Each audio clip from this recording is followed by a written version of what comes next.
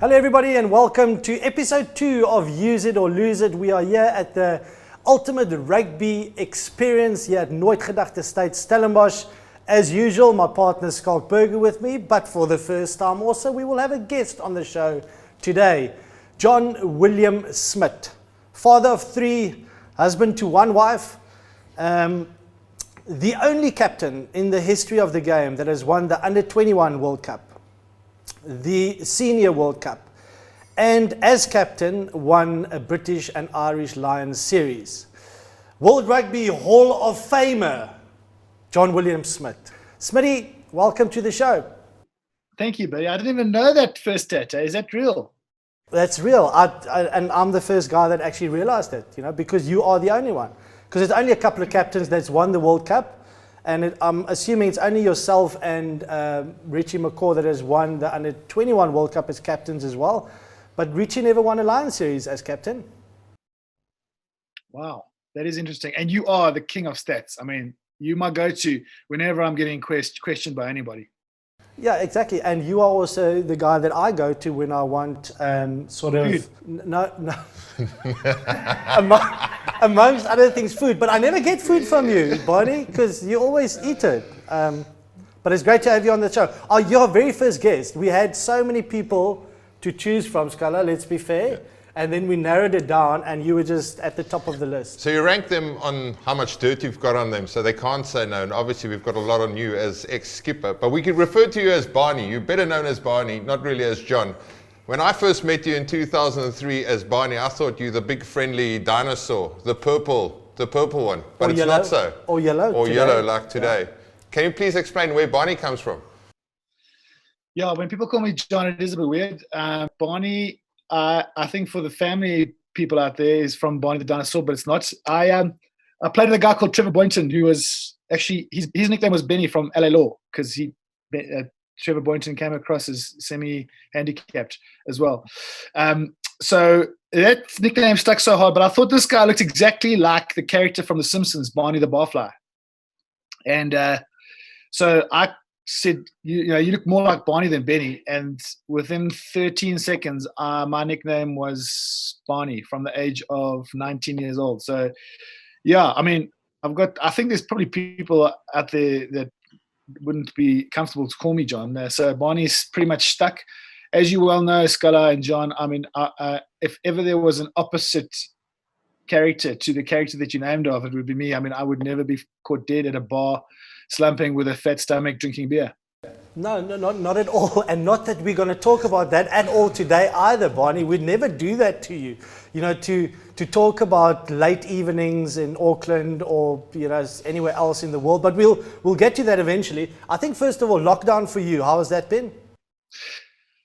I tell you what, it's obviously a crazy thing to think about. In the beginning, it was obviously a little bit exciting and daunting, and you're not quite sure. But our experience as a family has been quite cool, because last year was a mess for us. I was traveling in and out of Joburg every weekend. I missed my kids' school and events and sport. I never saw my family. I was basically on airplanes every week. It was a horrible year. And then this year, we sort of all rushed to Pretoria and moved into our new house. And I was training for Epic as well. So I was also away in a lot in the mornings. And then all of a sudden, lockdown came, and we've had 2 months of being together, which has been quite strange because we're not normally together for the last year and a half. So now we've got these cool habits of eating dinners together around a table. My family settled into Pretoria, into the new house. So it's as hard as it's been a blessing for us as a family, and it certainly helps us settle in Pretoria. So lockdown has been good. I mean, it's easier for me, I think, because we've been part of the essential service. I can get out of the house and I can sort of get to work and I can do a little bit. But you realize how much you miss the interaction with people and mates and having a beer and going for a cycle and doing sort of normal things, Barney, you mentioned the Epic. You must be one of the fittest fat guys I know. I mean, 5 epics, is it? It's a 1 full Ironman, and you've done numerous half Ironmans. How frustrating was that first 5 weeks, not being able to get up, leave the house, get on your bike, doing things you normally do? Yeah, I was fortunate. I was quite well prepped from an indoor training point of view. So our garage had just been modified into having a treadmill, which obviously I don't use. And I've got a watt bike and a stationary bike as well. So I just logged on to Zwift. So I can comfortably say I'm probably the fittest fat guy out there at the moment. Yeah. But yeah, not being able to get out on the trails is quite frustrating. And the event Scalla, I mean, I think if you invited every single S&C and fitness coach that I've had in my career and asked them if they could pick one guy who wouldn't go into endurance sports, I'm pretty sure I'd be top of everyone's list. I can vouch for that. I ran next to you plenty times on a field. When you were lapping him. When we were lapping you, yeah. We're the guy who looked like, come on, Bonnie, yeah, one more lap, 2 more laps, where you've got only half a lap left. I've told you that story about we were doing a fitness session and Plum was we were finishing off with Mark Steele and Plum was getting worked up because the guys were sort of knocking balls on, and eventually we then started that old story, get to the line, and we had to run this shadow loop in a certain time and just get the ball through the phases and get through to the back line. The winger's got to score, and flip this one guy, this one center whose name won't be mentioned. Luckily, it's not you, John, but it was obviously for the Sharks. And I promise you, we do one lap, drop the ball, back to the line. One lap, drop the ball, same guy, 4 times in a row. And eventually, Plum lost it and said, on the line. And then we started doing all the stuff that I don't dig, which is like the repeated sprints and the stuff that I wasn't born for. And we were just getting slower and slower. Eventually, Plum shouted out, hoping that his captain would come to the party and stand up and get everyone to fight a little bit harder and work a little bit harder. He said, Bonnie, it's not good enough. You tell the guys how many more they must do before they can go home. So I said, okay, 1 more, everyone. That's when Plum realised he's got the wrong captain. Did he at least have a bit of a laugh when he said that, or was he still quite serious? I was breathing through every single hole in my body, so couldn't see straight anymore. I don't think he found it funny at the time because the mood wasn't great at the time after a lengthy amount of fitness. So I'm hoping he did laugh about it over a beer and he tells the story. But yeah, he was expecting me to go like 10 and I was just like, okay, guys, 1 more. But Barney, you are a bit harsh on yourself calling yourself fat. You're just a big human being, but actually very fit. So yes, I think you're in very good shape. But the fact that at what you're about 115 kgs, right? So to be able to do, let's stick to 115. To be able to do 5 epics, you've done the half Ironman 5 times, and 1 full Ironman. But I want to get to the time you did the full Ironman, because didn't you finish the epic the 1 week? And then, on the weekend, you did the full Ironman. Yeah, bro. Yeah, it wasn't my best. Why? Why? If I remember correctly, I think that I wasn't planning to do that Ironman. And my mate John Smit had to pull out for an injury, and it was a few weeks before. And I was sort of fit from epic, so I thought, we'll see how it goes. So I just put my hand up. To do it, but I think if I can remember correctly, I did 1 10K run and 0 swims. So I was flying it. I mean, the hard part is the bike. The bike's long, and you're not allowed. I mean, it's, to be fair, triathlons are for it's a strange sport.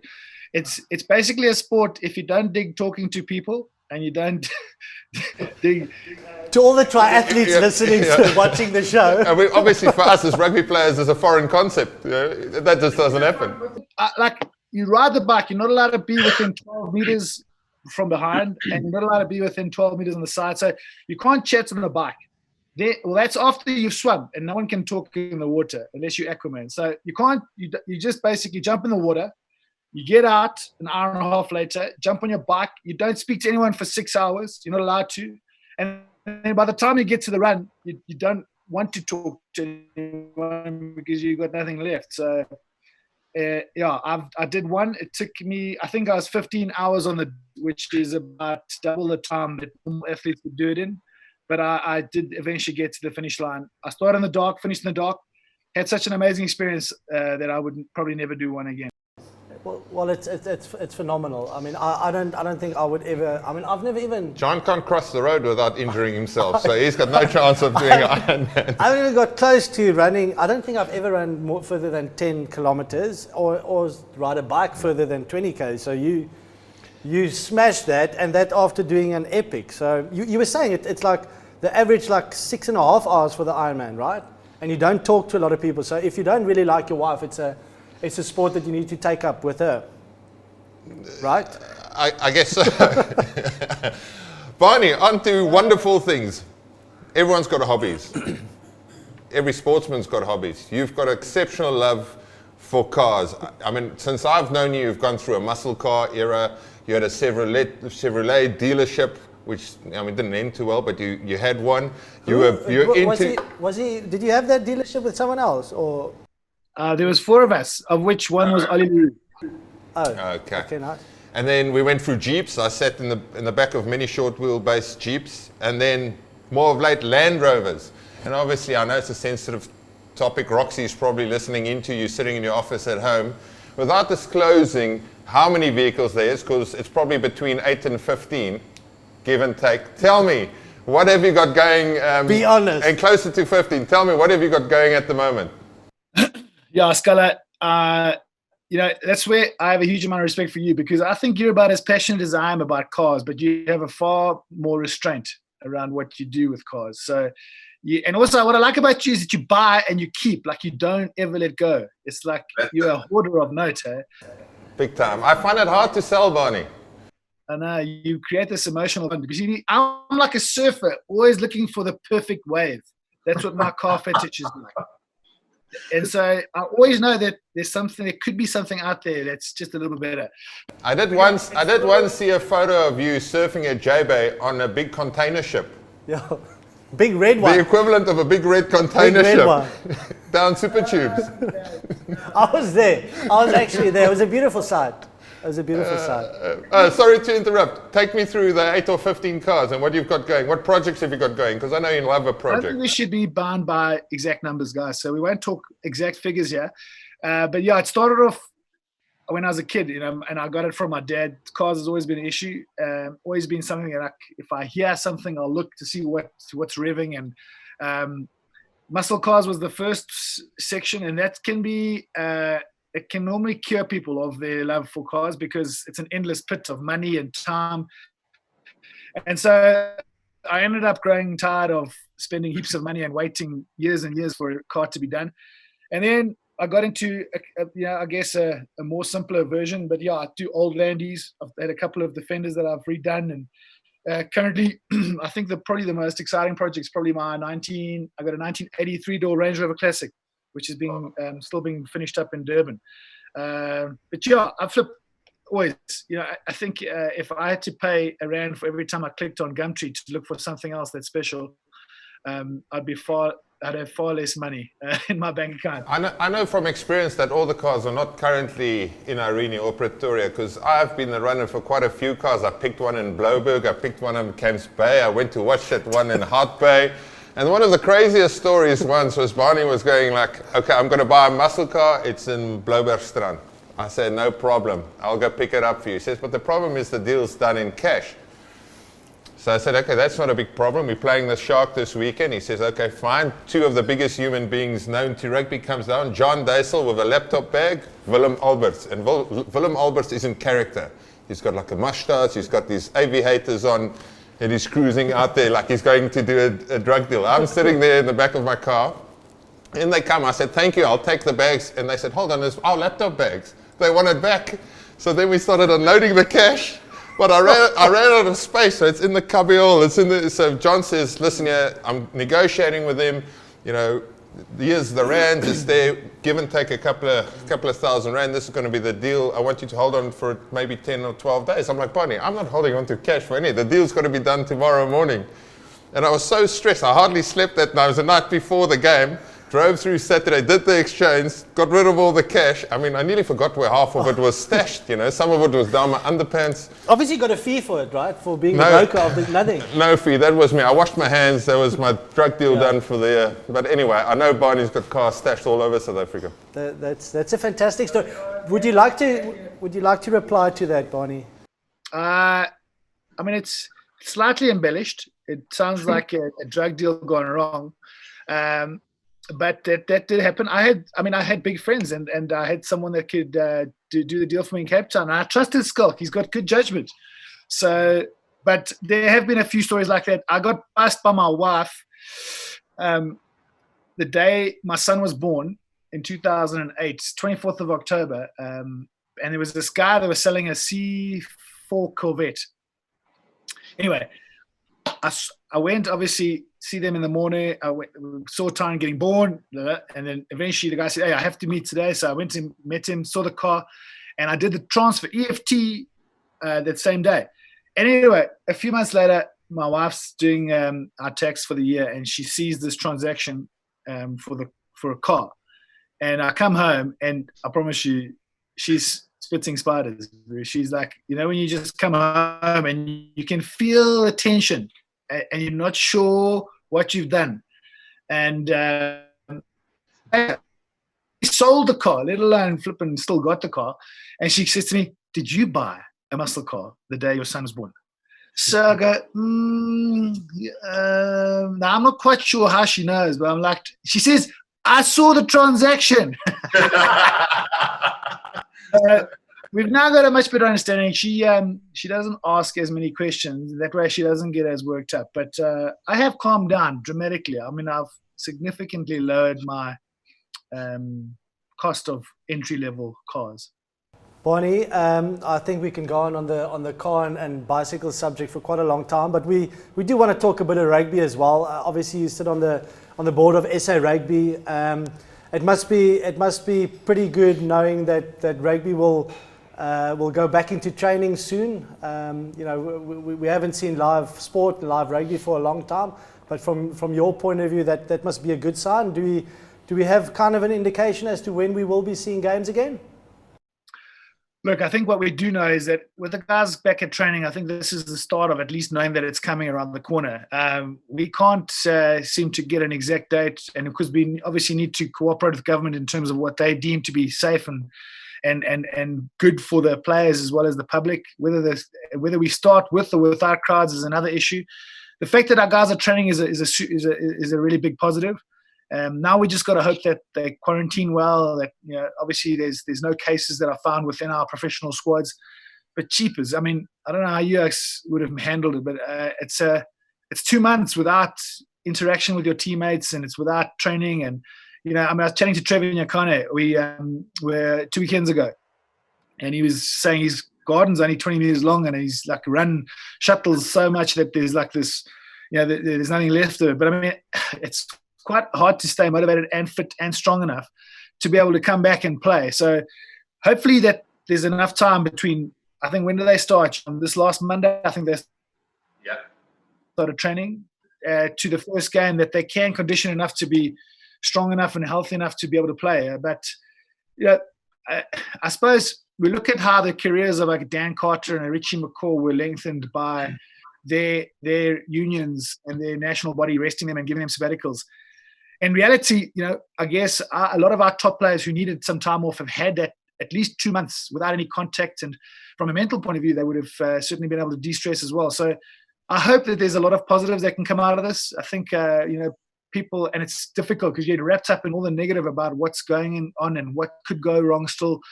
But it's important that we look for positives around what's happened in this last 2 months. And I think that the rugby players themselves have realized how much of an impact they have on people's lives. I know, because I'm a fan like you guys are. We played, but now we look forward to predicting the games, seeing our teams do well, seeing what the selection is going to do to the next weekend's results. And I think these players have realized just how much of a reliance South African people have for that weekend sport, that game on the weekend. Barney, it comes at the worst possible time, I feel, because we obviously the success of not only Springbok success, but the success of the Rugby World Cup in Japan. You know, it opened to a new audience. You know, it was a new experience for the educated rugby fan. Rugby in Europe seemed to have sort of found their way commercially. We've always sort of been the underdog commercially against football or whatever other sports we might be competing against. This is a shock for South Africa, obviously massive financial implication. You know, things have to change. Is this maybe the thing that forces our hands to become more efficient, more streamlined, maybe focus back to rugby within South Africa, with, you know, the future of traveling being so hard to predict? Yeah, Scalla, you're right. I mean, there's never really a good time for something like this. And I guess, you know, you talk about pandemics, or you talk about world wars, or you talk about depressions, and all of these things that you hope don't come around too often. But when they happen, I mean, it is never really a good time for any of us. But where I think you are right is that rugby is on a knife's edge in terms of where it goes and what it can be or what it might stay being.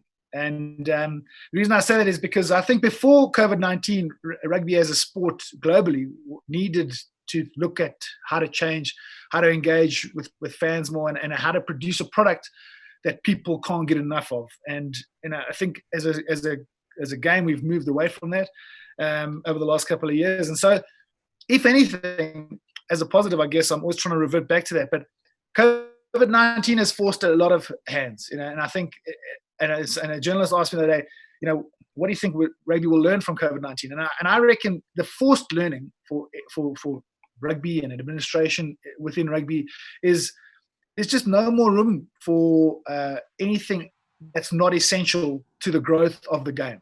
And I say that because, you know, as a player, you always think how much better it can be done while you're playing and how much better things can be done. But commercially, the game's complicated. Well, sport's complicated. You know, if we look at sport in general, there's not a lot of sporting codes or teams or franchises that make money. They're normally always funded by a very wealthy businessman or a wealthy corporation. And that's what funds sport. But to find a team, and this is where you must come in, John, but I'm guessing before COVID, teams like, and before Man United had a bad run, but Man United, Barcelona, those kind of teams might have been able to make some kind of commercial sense, but most of the other teams are driven by investment, and there's not always a great return. So rugby has needed to make some kind of change to make it a far more in-demand product, and that demand really is based upon not filling stadiums, which helps, but about how much people are desperate not to miss Springboks versus England or Australia versus New Zealand, whatever the case may be.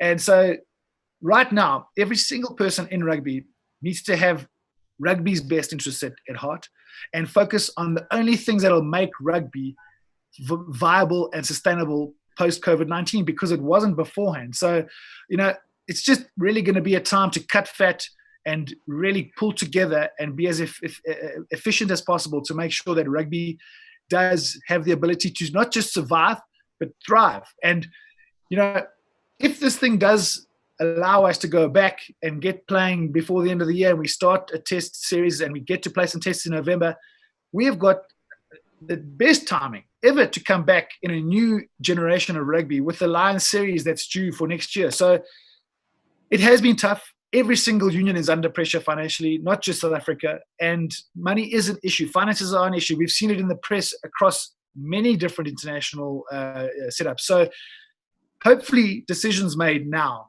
the commercial decisions made now, are going to benefit rugby in terms of how it changes its alignment and its direction in the future. And do we have clarity sort of what rugby will look like if we do get back to playing? Will it be a more, I'm assuming it has to be a more domestically focused competition, maybe bringing in one or two other teams? Do we have more clarity? Hot off the press from John Smit? There's nothing I can tell you that you haven't been able to read, and I think it's really just based on what the rules are. And our borders are closed, as are many other countries' borders. So I would find it, at best, if we were able to travel in December or January, I reckon that's probably my guess. But right now, no one's allowed to come into South Africa or leave, you know. So, and it's the same for everyone. So I reckon we've at best are looking at a local competition. But, you know, things have changed. I mean, I think we've all seen the frustration of the public in terms of reacting to the length of this lockdown and the rules. And I think it's just because people get frustrated when they don't know. And communication is such an important element to get right, but it's hard to communicate when you don't also know what's coming and what the right recipe is or what the right direction is. So I'm sure we will see some local rugby, John, but whether we see anything from a foreign point of view coming over here or getting over there, I find that highly unlikely. Yeah, it's the uncertainty that kills you as well, eh? Not knowing what's going to happen. I think, like in anything in life, it frustrates you. But there has been talk about rugby championship being focused in one place. In Australia, they're talking about. But now think about this, because they're saying that if for that to happen, you have to quarantine 2 weeks prior to flying. So let's say you have to quarantine 2 weeks in South Africa. Then when you arrive there, then you have to quarantine for another 2 weeks. 2 weeks, that's a month. And then you can only start training, okay? Yeah. So then it starts. So now you've got 4 weeks that you didn't train as a team together, and then you have to go and start playing. Now what happens? Let's say you get an injury, okay? Or let's say one member tests positive. Yeah. But if you get an injury, then you can get a replacement in a month's time. You know, so before you go any further, can you imagine 4 weeks of fitness? Can you imagine 4 weeks on tour in Sydney, Manly Harbour? How much fun we'll have I reckon there. the only blokes who will be up for this travel is guy who's married with kids and he's doing homeschooling, a professional rugby player. I know it's a young Springbok team, but Dwayne Vermeulen will put his hand up for a month of fitness away from his home and no homeschooling. But you talk about being away from home for that long, Barney. I can recall a couple of quite interesting tours that we had over the years.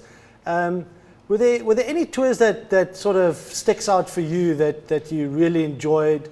Maybe celebrations post the game or anything like that, or were they all pretty much the same? Johnny, I think people always ask us sort of what are the things you miss the most about rugby, and I think they all expect us to say playing, but we were fortunate to play for a long time. You, even with all your injuries, you got to 100 tests, you probably would have got 200 if you didn't have all those injuries. But that's not really the thing that I miss. I think the thing that I miss is really the camaraderie and the stuff that we did on the bus, in the pubs, the pranks that we pulled.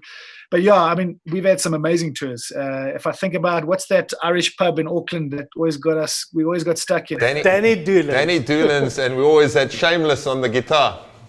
Yeah, I've always had a theory about this. There's a couple of pubs around the world that I think employ the same system as Las Vegas, where they pump the oxygen in to keep you going, like to get the vibe and get your energy up.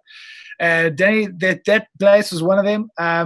There was quite a few of those on that Surfers Paradise strip as well that seemed to keep us longer than we probably should have stayed. And then think about it in our earlier days from 04, 05-ish, we used to have some very interesting and aggressive team dinners on a Tuesday night that used to end quite late. And the biggest challenge was to make sure that we weren't followed by press so that no one could know how late we were out until that night in case we lost the test match on the weekend. So, yeah, there have been some amazing tours. But, yeah, I think if I read into your eyes, there has to be a mention of that night in Hamilton after the Tri-Nations victory when we beat the All Blacks for the third time in a row. I'm not sure you remember much of that. I wasn't alluding to that one. But, yeah, I can't actually recall it that much. But I've got some really cool pictures from that night. If I recall, you did an amazing rendition of the haka. I remember that very, very well. Strapped up, ears back. I reckon we can share some of those photos, Barney. I think it's time. We're also, in 2011, we had to make our way from Auckland to Whangarei. No, Taupo. Sorry, to Taupo. And we were in that little bus where we dubbed Gert Oosthuizen for various reasons. He looked quite similar. And Pierre Spies was our designated driver, and we basically stopped in every single town, every single pub. We even stole a little cone for a funnel, which later got taken back. Do you remember? Because we stole several of those cones. Who stole the first one? Wasn't it Butch? Probably Butch James. It was a good one for Butch James. I never stole one. I was sitting in the middle. And then you remember when the cops stopped us? Yeah. So I'm sitting, I think, in the second last row of the combi, and there's this cone. Like Victor's trying to hide the cone underneath his very skinny legs. So basically, you can see the entire cone. And this cop goes to Pierre and says, "Have you guys been stealing speed cones or warning cones, whatever they call it?" And Pierre, bless him, a man of the cloth, couldn't lie. He says, "Maybe." But do you remember? So they stopped. So they literally put that roadblock. Started that roadblock because of someone behind us, driving behind us, phoning the police and saying there's a white combi and people are just stealing the traffic codes off the street. So they had this roadblock, and then we were stuck there. But eventually we got out, and as the guys started walking out, then the police officers saw, John Smit, Schalk, Victor Matfield, and we ended up taking photos with the police officers. I remember you were going. The bloke was going, "You've been stealing road cones?" And he went, "Fuck me."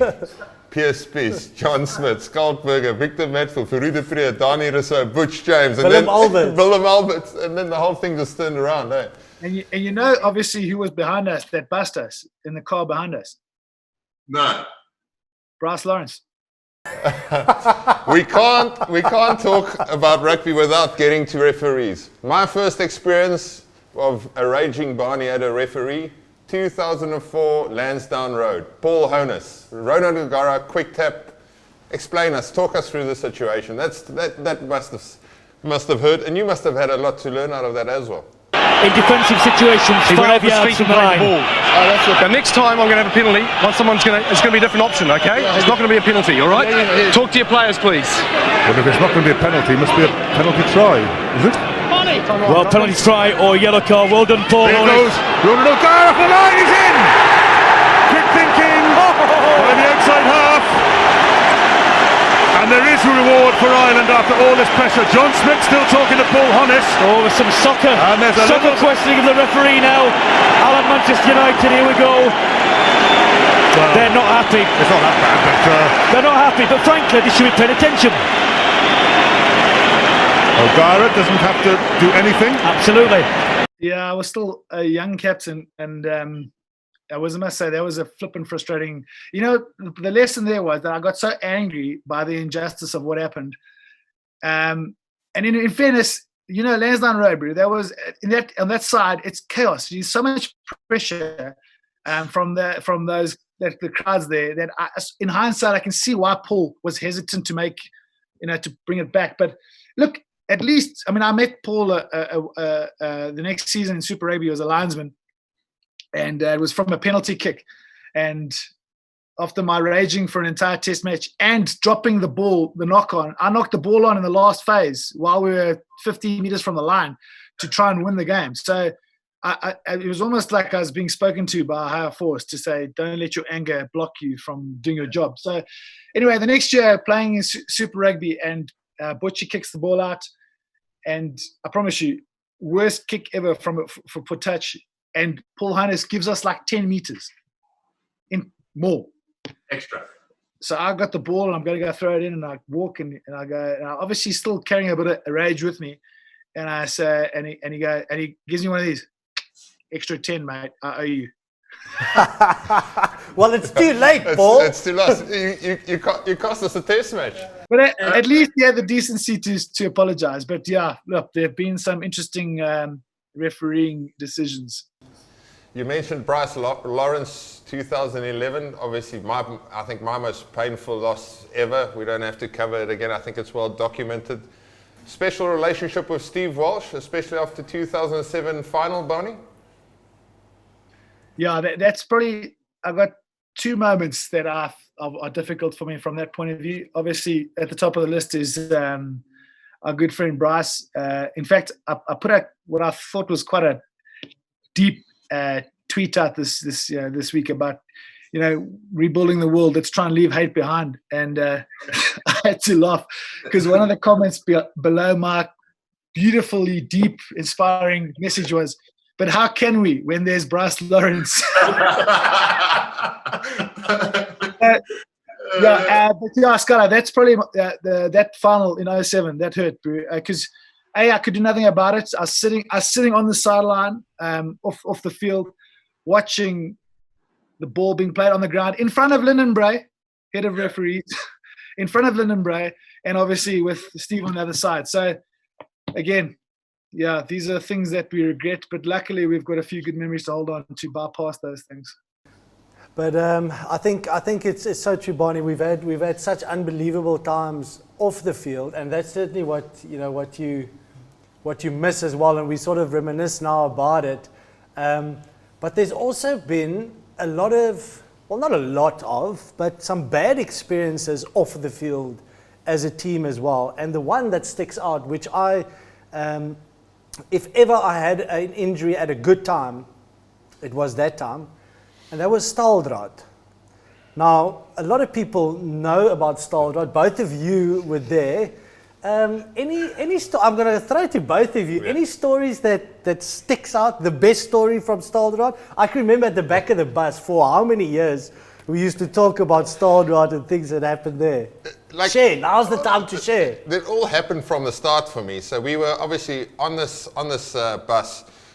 John, he obviously got a tip off or overheard something. So he actually snuck in the inside of his cap. He snuck in food, a lighter. A lighter to make fire with, because he realized, okay, we're gone. So he got a little lighter inside his cap. But we were bare feet. We had to strap our feet up. We were in like normal rugby shorts and like one of those big old training jumpers, the oversized ones. And we had to strip down naked just outside. We got transported from a bus to a truck. So they sort of checked, everyone's there, nothing extra. Next moment we had to get dressed, and as we were climbing back onto this bus, onto the truck now, Bakkies Boerta just let out this enormous fart. Massive fart, and everyone's laughing. Next moment, like 10 gunshots went over our heads. Pop, pop, pop, pop, pop. And we all just dropped to the deck. And then we just basically leopard crawled along this gravel road. And that's where I was like, this is a different type of camp. This is not your normal rugby camp. This is real. Yeah, this is real. We gotta give credit, because, man, I think we'll be telling these Kamp Staaldraad stories for many, many years. It's almost like it was our very small, congested army, a year of army or 2 years of army. But Scalla, flip the memories from that. I mean, the chicken story. I mean, when we had to do tug of war. We obviously weren't allowed to eat. We were allowed to drink water as much as you want, but in the waters is these things like swimming around. It wasn't that quick.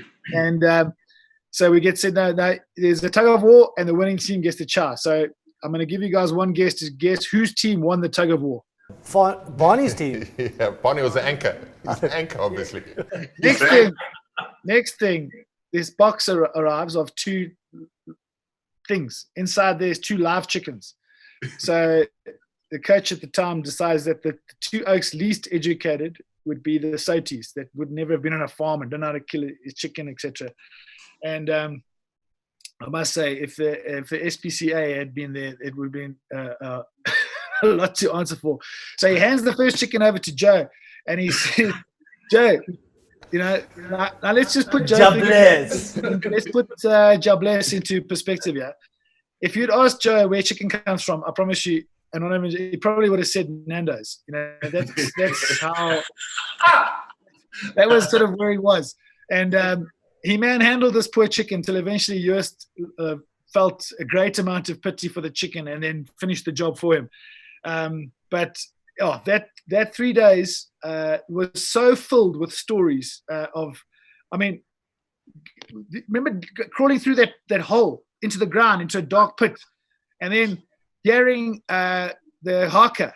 Was it the haka? Hours on end and getting sprayed with water. No, so there was a plastic cover, and then every now and again, if we got too restless or too quiet, they'd spray us with freezing cold water. But the most difficult part of that entire process was I got in a little bit like early. So I sat in the first row. So everyone else would then sit around this circle and it would be levels higher. And lo and behold, as Dale Sanson filed in, completely stark naked, we had to huddle and get warm you know, and all I remember is his Wurst and 2 veg hanging right here on my shoulder for the entire duration. And I didn't want to say anything because it did keep my shoulder nice and I just remember like we were stuck in this dam as well in the morning for ages, and then from the dam we went into like we had a fight. So I was against Corne Krieger. I think you were against Christo Bezuidenhout, was it? Foot, yeah. My foot. But I just remember like all our Cape Town blokes standing there, and Corne was now like our go-to man, and I saw Selborne Boom was opposite, and then he started sneaking around. So Selborne was coming all around, and I was sitting next to Corne. I was meant to box Corne the next, and he was like, surely we're not doing this, eh? This is barbaric, we're not fighting. And then Corne as well, like, I think so, and Boomer just like sort of cruised all the way back, and that's where it became real for all of us. We had a full-on punch-up, and then straight after that, you know, we did our fights. But then the standout fight for me was the lightweight fight against Brayton Paulse and Derek Hougaard. They went last, flyweights, and they were just like sort of, obviously had a little agreement, we're not going to hurt each other, and they were shooting these little pew shooters. And then the next moment, Rudolph jumped in, said, no, we've got to punch each other. Truth, straight after that, Brady lands a big lefty, Derek flat on his back. Hy's off, my neus is gebreek, it's gone. Anyway, we get there, only to open it, and there's nothing wrong with him. Yeah, boop, back up, and then they just carried on. But she's crazy times, man. But didn't Derek also at the start, so each guy had a number, right? Yeah. So let's say he was number 78 or whatever, and you guys were sort of lined up, and then he sort of put up his hand, he said, 007 or whatever, 78 here, do you have some sunscreen for us? So I was, guys are shooting at you, and he's wanting sunscreen. And the reply was, 78, there's people busy dying, starving of hunger, shooting at each other, and you want sunscreen, back in line. And Derek just screws back. Okay, guys, I've got a couple of questions here.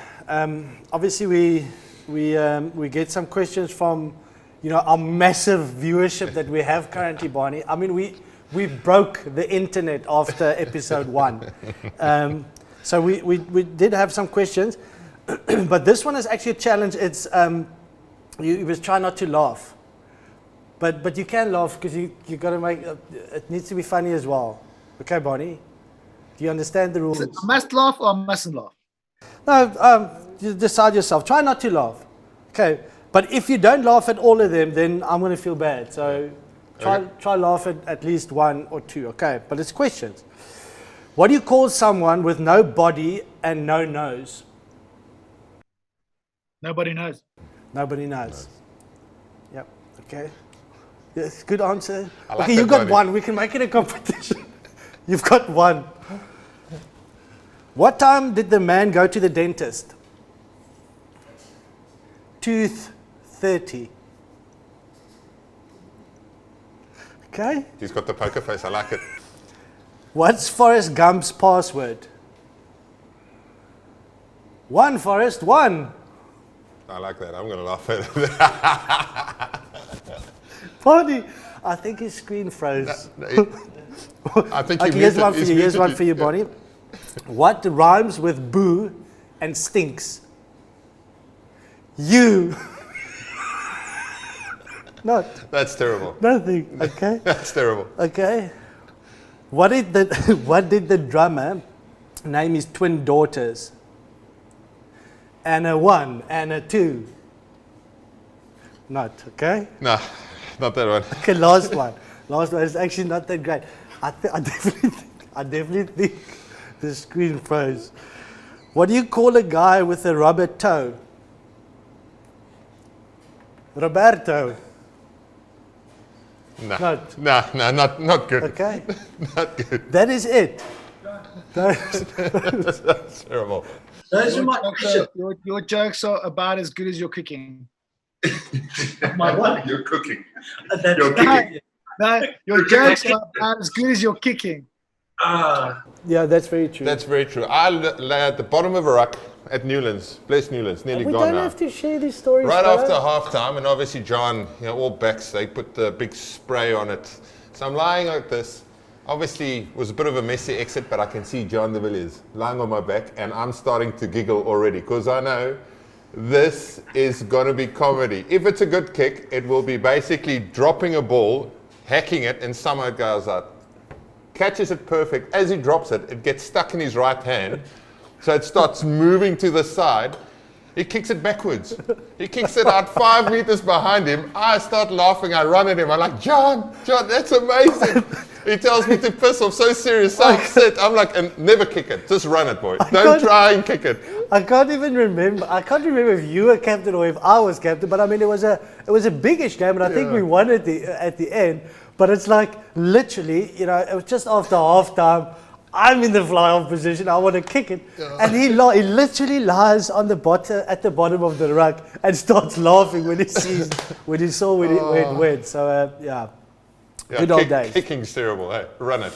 I remember when Jake White was trying to make him fly off. I was like, well, I mean, that's pretty much my death sentence. That's like cleaning 90 rucks in 80 minutes. I mean, because he's not going to kick. There's only one coach that John could have played fly for, and that's Harry Villiers, because he didn't want any kicking. No kicking. Yes. Yeah, that's true. That is very true.